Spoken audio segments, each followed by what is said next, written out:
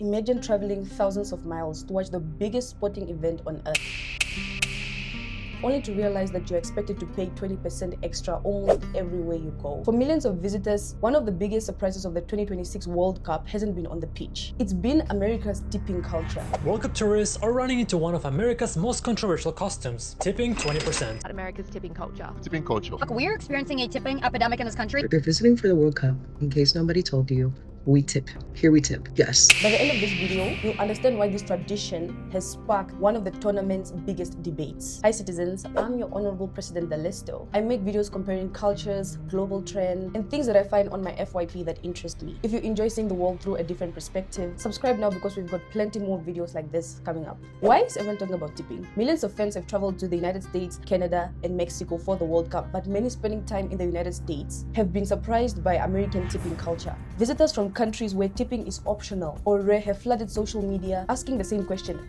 do I really need to tip everywhere? Let me explain American tipping culture to you. In America, tipping isn't just for restaurants. It's common at bars, coffee shops, hotels, taxis, Uber, food delivery, and even some takeaway counters. In many places, a 20% tip is considered the standard for good service. In countries like Japan, Australia, and many others, service charges are often built into the price. Tipping is just non-existent. For example, where I'm from, Namibia, tipping isn't part of everyday life. If you leave a tip, it's appreciated, but it's not expected. So imagine arriving in America and every coffee, every Uber, every restaurant asks for another 20%. To many visitors, it feels less like a thank you and more like another bill. Another one. Another one. For us to be fair, let's look at tipping from both the server's perspective and the customer's perspective. The people that defend tipping are saying lots of service workers in the US genuinely rely on tips. Minimum wage for tipped workers can be as low as $2.13 per hour.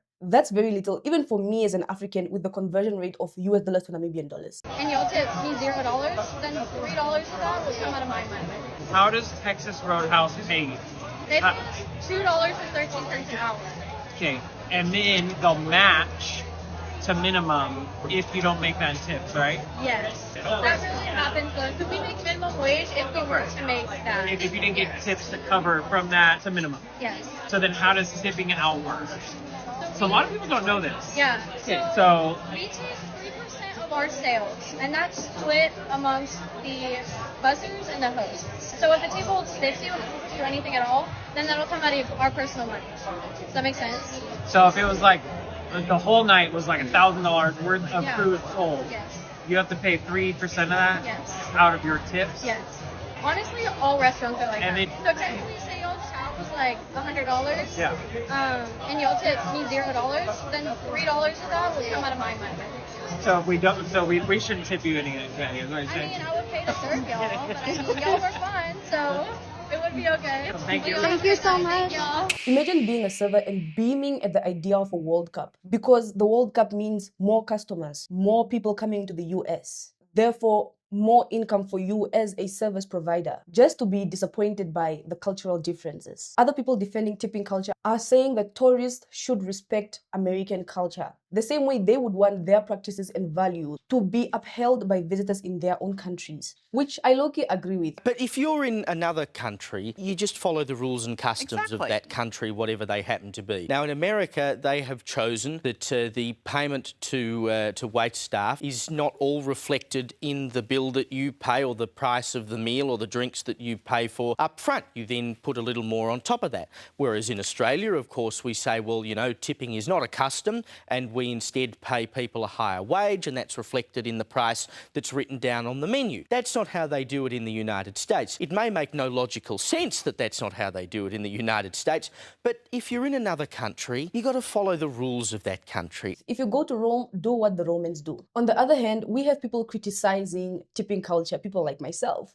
Visitors coming to the US for the World Cup feel pressured to leave tips even when they don't want to. And that's just wrong, because tipping, let me read the definition for you. Tipping is a voluntary or customary sum of money given to a service worker as a token of appreciation for good service, right? The problem with tipping as it pertains to the World Cup is that tip requests are appearing everywhere. You can't even get something as simple as a bottle of water without being asked for a tip. That's outrageous. What I find weird is that I'll just get a bottle of water from someone and they're trying to get a tip for doing nothing.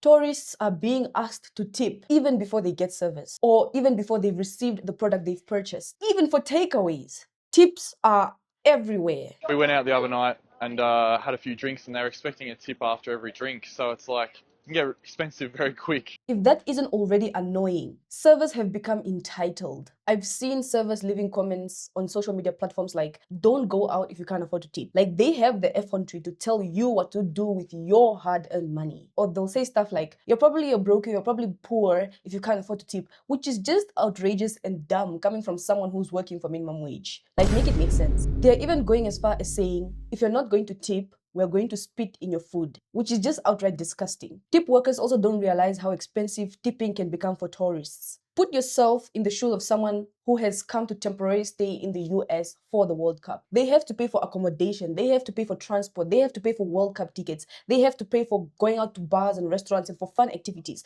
If you as a tourist are leaving tips in all of those sectors, you literally have to have a separate budget alone just for tipping, which can literally sum up to hundreds of dollars. In Japan, there's no tipping. I think the price without the tipping is already expensive. So with the tipping, I think it's way too much.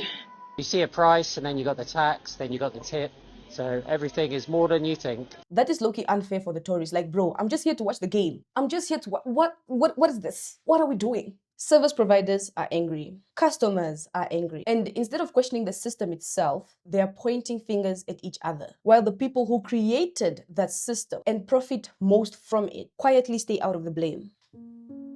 The businesses. Businesses should pay their employees higher wages instead of making customers subsidize their workers' salaries. When a company's business model depends on customers covering what should be part of the payroll, it shifts responsibility away from the employer and turns every meal into a moral obligation. The real question isn't whether customers should tip. It's why so many businesses built a system where tipping has become necessary in the first place. Pay your staff like a better way. It should be on the business, not the customer, to be kind of making sure your staff are well paid. Look, the World Cup will eventually end and the tourists will go home. But the conversation it has reignited about tipping in America may last much longer. So what do you think? Should tourists adapt to local customs? Or should businesses rethink the system? Let me know in the comments. If you enjoyed this video, please leave a like, subscribe, and check out one of the videos being displayed on screen. I'm Dalistoo, thanks for watching, and I'll see you in the next one.